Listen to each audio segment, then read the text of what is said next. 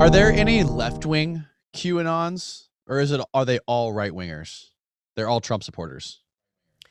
No, there is. I don't know what the exact ratio is, but certainly there are people on the left who follow QAnon. It's not just a right wing thing. Um, Particularly in the last year and a half, after COVID hit, you saw QAnon um, move over to more of the New Age communities, UFO communities, just communities where people are a little more conspiracy minded.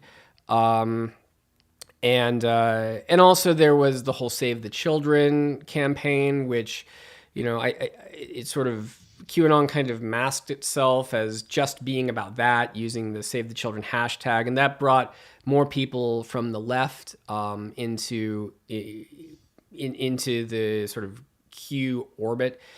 But now QAnon has been on decline in the last 9 months, and not just people who identify as QAnon, but beliefs that are associated with QAnon. That has been on decline. But one of the things that Q did near the very end, right before the election, was say there is no QAnon. There's Q and there is Anons, but and there are Anons, but there is no QAnon. And it was a tactic that has allowed those who follow QAnon to do these kind of gaslighting campaigns where, like, anytime you say QAnon now, like I've said it a million times on this podcast, but they would just say, like, he doesn't know what he's talking about. There is no QAnon because Q told them to say that. So it becomes this like gaslighting technique where anytime somebody says QAnon, then people attack. And I've actually even seen people in the media now stop saying it. It's like, you guys, like, don't just cave to this nonsensical thing. Like, tons of influencers in the QAnon community wrote books with QAnon in the title. Like, it's just a gaslighting technique. But the new flavor of QAnon that I think we're seeing emerge now is one which is more of a wink and a nod.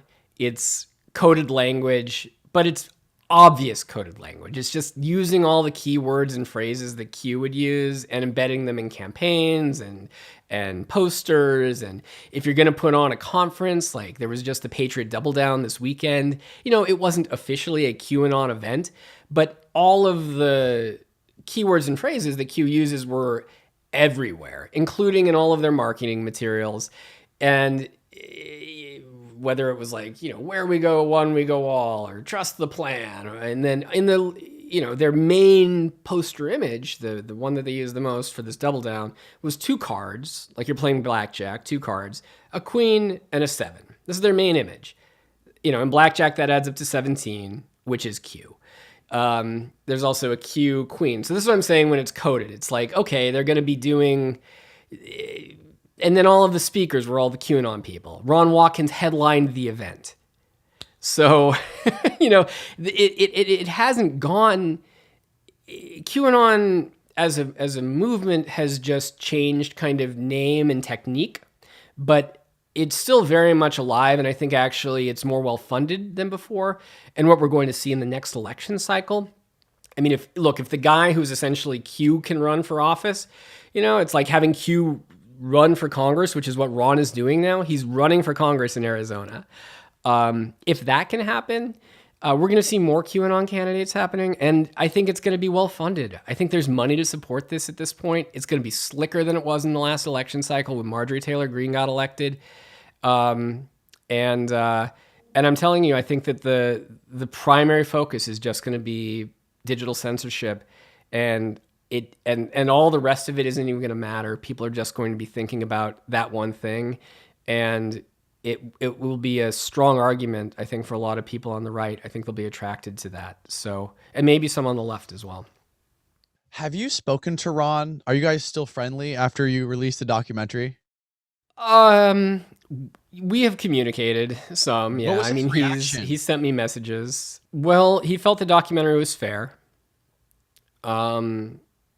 which was important to me.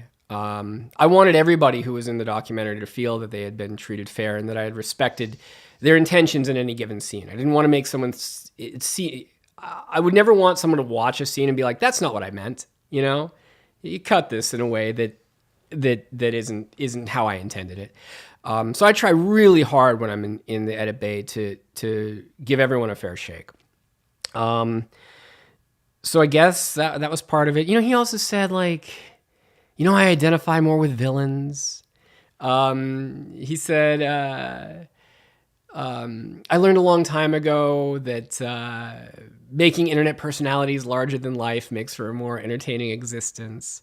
So he's done all of these things since the series came out to basically say, yeah, I'm Q, but I'm not. Because I don't think that he can ever fully take responsibility for it. But he still wants people to know how smart he is and kind of what he pulled off. So it's kind of like he gets as close as he can to admitting it at this point, and then steps back. And that's been my impression since. And he'll go on. Look, now that he's running for Congress, the media, it's already happening. Like the amount of free press he's gotten. You know, the media wouldn't say his name until he ran for Congress, and now he's all over the news. And I don't mean all of the media.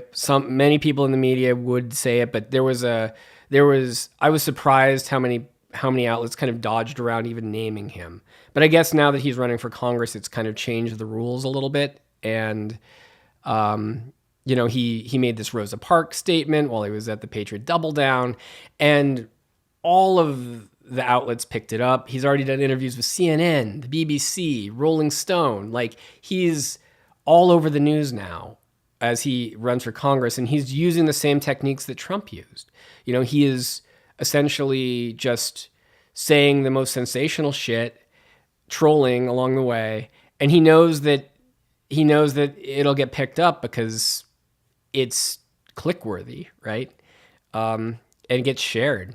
So he's taking the lessons he learned from Q and applying them for a political campaign to gain real power. And he might win. I mean, I think he has a shot, you know, I really do.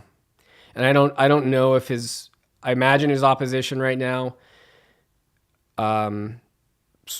has some sense of what they're up against, you know, particularly if they watch the series, but Ron has a digital army at his disposal. He's really talented at mimetic warfare.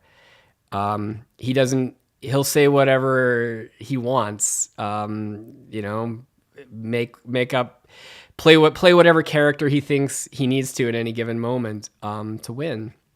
So I think that he's a serious threat to who he's running against in Arizona. And he picked the district where they had been running this whole audit thing, Maricopa County. You know, he selected that specific area to run in at this point. So